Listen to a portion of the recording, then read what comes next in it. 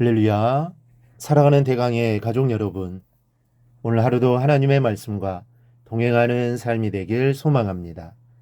오늘 함께 나눌 하나님의 말씀은 로마서 10장 5절에서 12절 말씀입니다.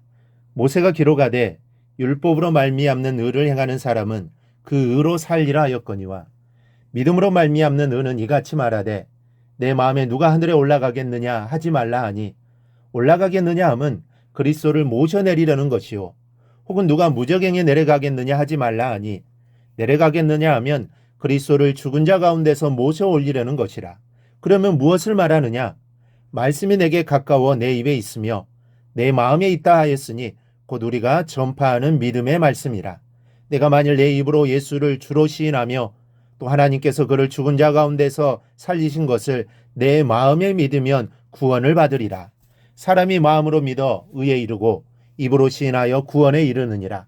성경에 이르되 누구든지 그를 믿는 자는 부끄러움을 당하지 아니하리라 하니 유대인이나 헬라인이나 차별이 없음이라.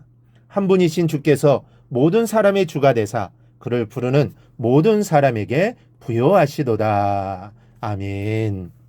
우리 인간은 끊임없이 구원을 향해 나가는 존재입니다.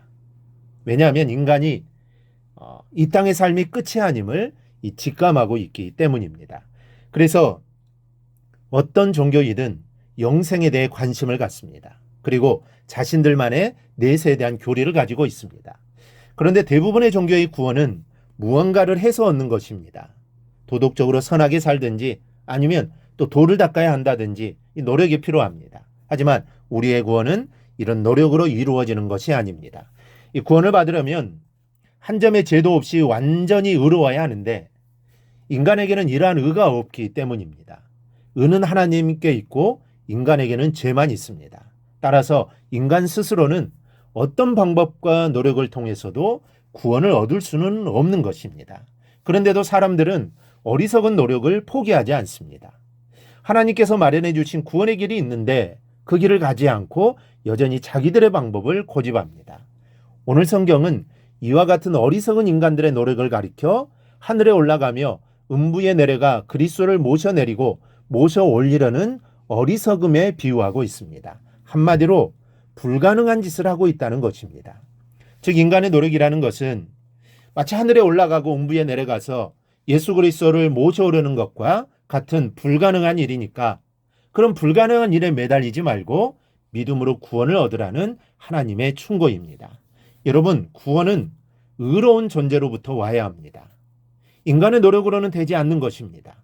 인간에게는 구원을 이룰 만한 그 어떤 의도 존재하지 않기 때문입니다. 그래서 의로우신 분이 은혜로 구원을 주셔야 구원을 받을 수 있는데 그 의로운 존재가 바로 하나님이십니다. 그리고 그 하나님은 예수를 메시아로 보냈다고 말씀하십니다. 그러면 사람이 어떻게 해야 구원을 받을 수 있을까요? 먼저는 입으로 시인하는 것입니다. 9절은 이렇게 말씀합니다. 내가 만일 내 입으로 예수를 주로 시인하며, 시인한다고 하는 것은 입으로 고백하는 행위입니다. 그러니 얼마나 쉽습니까? 복잡하고 어렵지 않습니다. 입으로 말하기만 하면 됩니다. 그런데 고백이라는 것은 몇 마디 말을 하는 것과는 다릅니다. 고백은 말로 하는 것이지만 단순히 말만 가리키는 것이 아닙니다.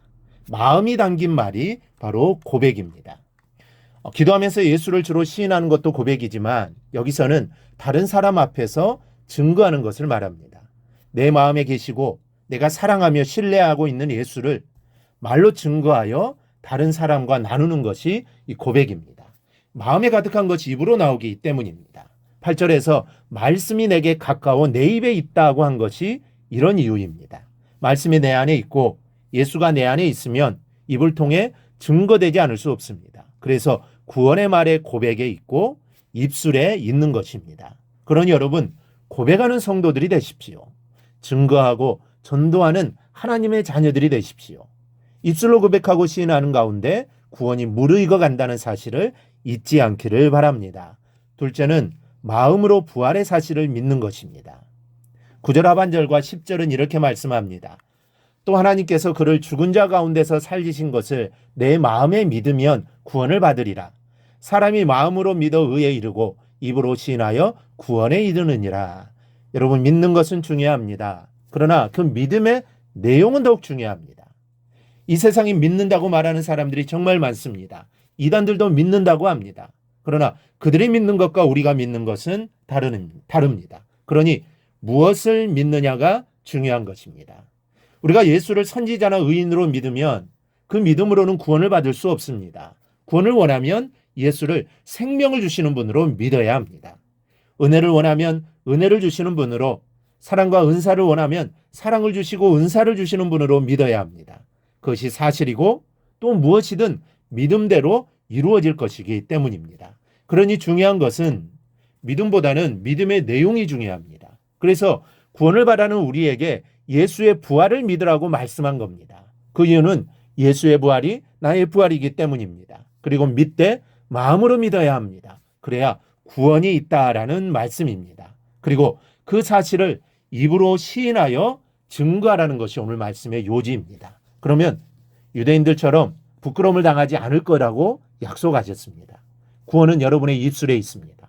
구원은 하늘에서 별을 따고 땅속에서 금을 캐는 것이 아닙니다. 그런 노력, 그런 행위에 있지 않습니다. 입에 있고 마음에 있고 그 믿음의 내용에 있습니다.